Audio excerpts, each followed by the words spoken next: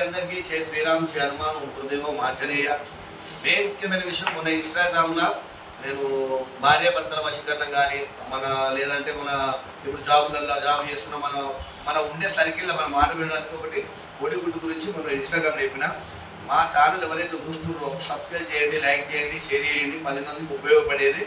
ఇది ఏంటంటే ఈ నాటుకోడి గుడ్డు వల్ల వచ్చేది ఏమిటంటే, నాటుకోడి గుడ్డు అంటే మొట్టమొదటి పెట్టిన గుడ్డు తొలిసూరు గుడ్డు కావాలి.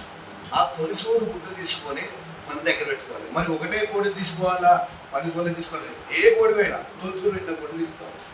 ఆ గుడ్డు తీసుకున్న తర్వాత మనం ఏ విధంగా తెచ్చుకోవాలి, ఎవరితో మందలియొద్దు, ఎవరితో తెచ్చుకున్న కూడా ఎవరు ఎప్పుడు దాని వశీకరణ పూజ కాబట్టి తెచ్చుకున్నది ఎవరి గురించి తెచ్చుకోవద్దు. మీరు తెచ్చుకొని ఆ గుడ్డు కనుక 7 గుడ్లు తెచ్చుకోవాలి. తొలిసూరు ఇప్పుడు నాటుకోడి గుడ్లే పనిచేస్తే నార్మల్ గుడ్డతో చేయొచ్చు. నార్మల్ గుడ్డతో చాలా టైం పడుతుంది.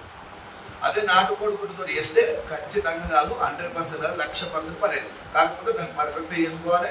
పర్ఫెక్ట్ 2-3 సార్లు నా వీడియో చూడండి, స్కిప్ చేయకుండా చూస్తే ఇది క్లియర్గా అర్థమవుతుంది. దీని ప్రకారంగా చేసుకొని ఖచ్చితంగా 100%. ఇప్పుడు భార్య భర్తలు అనుకో, భర్త మనం మాట వినలేడు.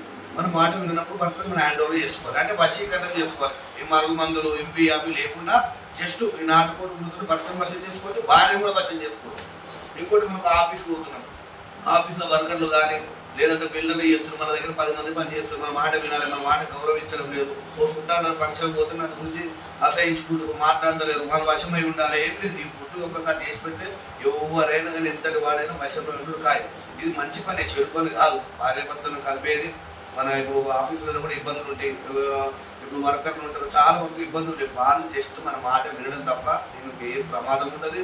ఇదో చేతబడి కాదు, మంచి మన చేసుకుంటాం. భార్య భర్తలు కలపడం అది చాలా మంచి. భార్య భర్తలు ఆల్రెడీ నేను ఒక 5 వీడియోలు ఉండొచ్చు, కానీ నాకు మళ్ళీ అడుగుతారు ఇంకేమైనా రెమెడీ ఉందా స్వామి, ఇంకేమైనా రెమెడీ ఉందా అంటే ఇది కూడా 100% చాలా మందికి అయిన తర్వాతనే నేను మీకు చేసి చూపిస్తున్నా. అదే ప్రకారంగా అది ఏ విధంగా చేయాలి, ఎట్లా చేయాలి, ఏ వారం చేయాలి అనేది క్లియర్ చెప్తాను. దాని ప్రకారం చేసుకో. ఎప్పుడు పడితే అప్పుడు చేస్తే పనికిరాదు. ఇది చేయవలసిన పద్ధతి ఏ విధంగా చేసుకోవాలంటే రాత్రి 10 గంటల సమయంలో చేసుకోవాలి. రాత్రి 10 గంటల సమయంలో చేసుకునేటప్పుడు కూడా చుట్టుపక్కల ఎవరు లేకుండా చేసుకోవాలి. మనం చేసేది కోడుకుంటు కదా, మన అవతలలో ఏమనుకుంటారు, ఏమైనా చేస్తున్నారేమనుకుంటారు, ఏం పర్వాలేదు.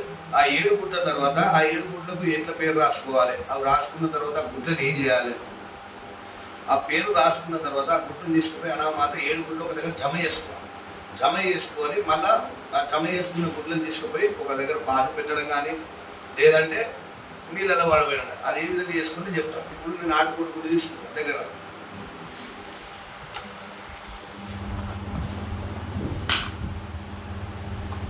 ఇది నాటుకోడి గుడ్డు, చిన్న గుడ్డు. ఒక నాటుకోడి గుడ్డు అంటే ఇంత చిన్నగా ఉంటుంది. అయితే మనకు ఆ షాప్లో దొరికే గుడ్డు మాత్రం పెద్దగా ఉంటుంది. ఇది నాటుకోడి గుడ్డు మీకు అర్థమవుతుంది. నేను తీసి పెట్టిన ఈ తొలుసూరు పెట్టిన గుడ్లే. దీన్ని ఏం చేయాలంటే, ఇప్పుడు భార్య ఉన్నది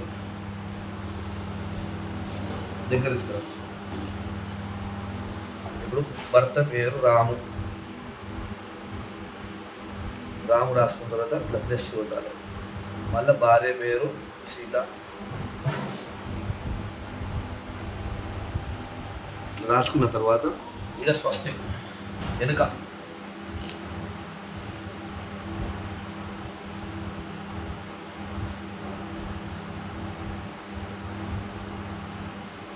స్వస్తికి వేసుకున్న తర్వాత మొట్టమొదటిగా దగ్గర ఫస్ట్ భర్త పేరు రాము, ఇట్లా ప్లస్ మార్క్ వేసుకొని కింద సీత. అంటే రాము అనేది భర్త పేరు, సీత అనేది భార్య పేరు. కాకపోతే అక్కడ మీరు మీ భర్త పేరు భార్య పేరు రాసుకోవాలి.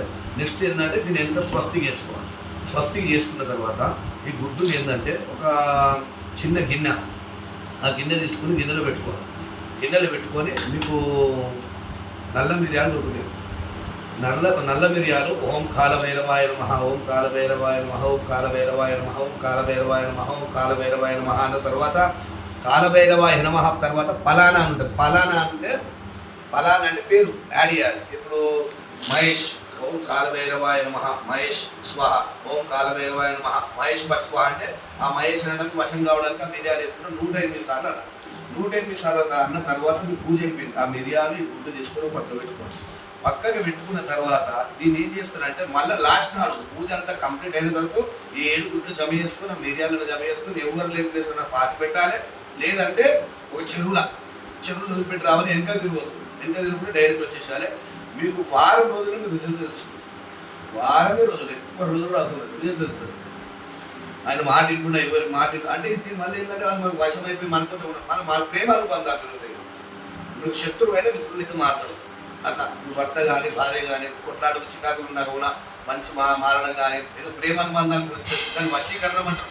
దేంట్లో మీరు పొరపాటు ఏమి ఉండదు, చెడు ప్రయోగం కాదు. జస్ట్ భార్య భర్తలు కలిపేది, ఇంకోటి బంధుత్వాలను కలిపేది.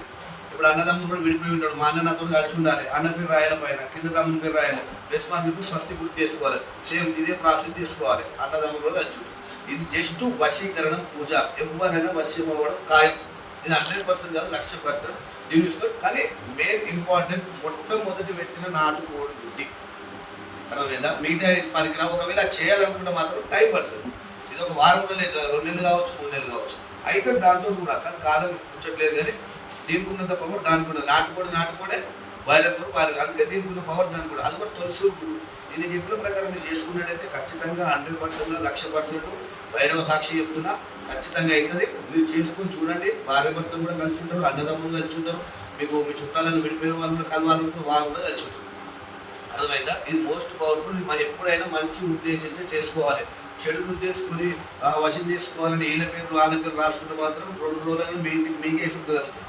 నేను చెప్పడం ఏంటంటే ఎప్పుడైనా మంచి ఉద్దేశం చేసి చేసుకోవాలి. మనకు భార్య భర్తలు కానీ అన్నదమ్ములు కలపడం వల్ల మంచి ఏదో చెప్పిన కదా అన్ని విధాలు చేసుకోవడం మాత్రం మీకే ప్రాబ్లం అవుతుంది. ఎప్పుడైతే ఒక మంచి కోరుకుంటామో మన లైఫ్ మంచిగా ఉంటుంది. ఎప్పుడైతే మనం చెడు కోరుకుంటామో నీ లైఫ్ టర్నింగ్ అయిపోతుంది. యూటర్న్ వేయటం చక్కగా ఇక్కడికి పోతాం. అందుకే చాలా ప్రమాదం. మంచితనానికి వేసుకోండి. ఇది మంచితనానికి చాలా ఉపయోగపడుతుంది. మోస్ట్ పవర్ఫుల్ తంత్రం కాలభైరవ తంత్రం. ఆ మంత్రం కూడా 2-3 సార్లు అయినట్టు. ఓం కాలభైరవాయ నమః. ఫలానా అప్పట్స్వాన్ ఫలానా అన్న దగ్గర పేరు, ఏ వ్యక్తి పేరు వశం చేసుకుని ఆ పేరు అట్లా ఓం కాలభైరవాయ నమః ఫలానా, ఓం పట్స్వ ఫలానా అన్న దగ్గర పేరు రావాలి. ఇప్పుడు అఖిల్ ఉందనుకో, అఖిల్ ఓం కాలభైరవాయ నమః అఖిల్ పట్స్వ అంటే ఆయన పేరు కలుసుకుని పూజ చేస్తున్నాం అన్నమాట. అర్థమైందా? ఇది చేసుకోండి.